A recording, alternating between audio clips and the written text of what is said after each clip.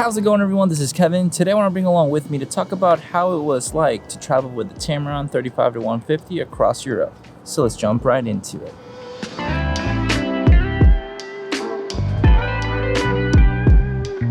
After my trip around Europe with this lens, I thought it would be a great time to give you a little bit of the insides and the pros and cons of how it came down to bringing this lens around with me and my camera bag around Europe. Now we're going to dive into a little bit more insight of how it was to use this lens. It was honestly a great thing to have the zoom range of 35-150 with the f2 to 2.8 when it came down to content creation while keeping it in just one lens and one camera body. I was able to keep my Tamron lens on my a7 IV for pretty much 90% of the time when I was out walking around and making my content creation for photo and video, and keeping my Tamron 17-28 with my Sony a7S III just so that I didn't have to really go back and forth with lenses.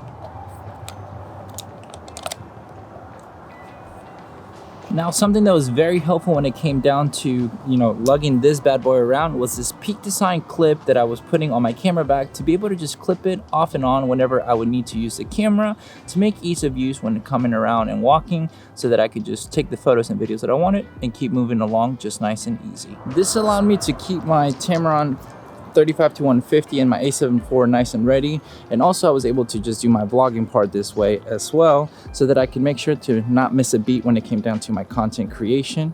So it's quite helpful. Having the Tamron 35-150 on the a7 IV just allowed me to really make sure that I made my photos and videos when it came down to any B-roll type of footage that I needed as well for my content creation, while having the Sony a7S III with a 17-28 for my vlogging needs. Now, don't get me wrong, I also did use my a7S III with a Tamron 35-150 when it came down to doing some nice videoing and just B-roll footage with minor photo taking. But overall, I really loved this combo to be able to use it for everything that I needed while I was out traveling. Look at all them chickens. But anyways, back to talking about the traveling with this lens. In all honesty, it was pretty great to travel with this lens despite of the size and weight comparison that most lenses will have compared to this bad boy. I think it still does the job phenomenally and doesn't take up too much space than it would if you brought too many prime lenses, like how I used to have to with all the prime lenses that I owned.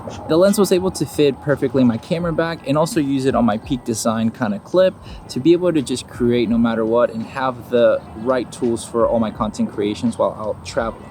So one of the main pros is that I only had to bring this lens and my Tamron 17-28 with my Sony a7S III and a7 IV, since it's two bodies that I'm bringing with me and I don't really want to have to bring too much already since I'm already bringing two cameras. So what was nice about it is that it fit perfectly in my camera bag while also, having it on my Peak Design clip. So having it inside my camera with minor kind of things of just camera gear, I was able to bring my laptop and other things that I would want just to make sure I had all my bases covered for my content creation.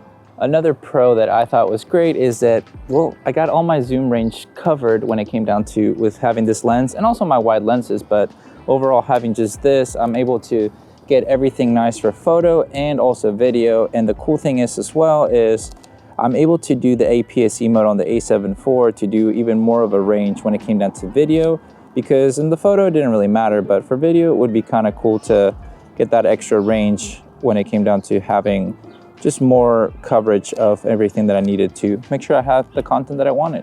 Another huge pro is, I didn't have to change lenses how I used to have to. It makes me just create faster and efficiently and make sure I get everything that I want to from a 35mm to a 150 range. So that alone, just not having to change lenses, was quite nice, because having to open your backpack and everything while you're out traveling is not the most ideal. So that made it a lot nicer to just have this one lens. And another last thing about it, as another big pro, is just the quality of that lens with the photos and the videos are quite nice, that I thought I just was able to capture all the things that I wanted to while out traveling, especially since I haven't been back to Europe in like about 13 years.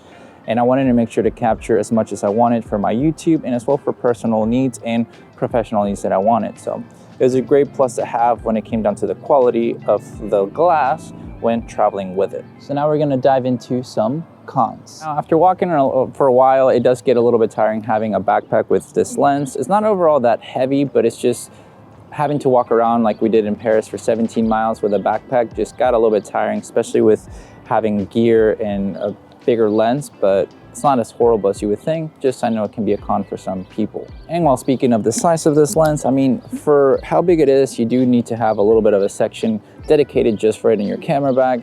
For me, it worked out perfectly, but I know for some people it might be a little bit more hectic if they're wanting to travel lighter. This is the backpack that I've been using, and I've honestly loved it so much that it fit everything with me, even having my laptop. That's a pretty big laptop, 15-inch, so that's a little bit still of a con just because you have to have a lot of room for a lot of the things, but it's not a deal breaker for me. Another con when it comes down to this lens right here is just the size of it can draw a little bit more attention than needed when you're out and about creating. For me, I try to be as, invisible to people because I don't want to create too much attention, especially when people tell you while you're out traveling, you don't want to get mugged and so on and so forth.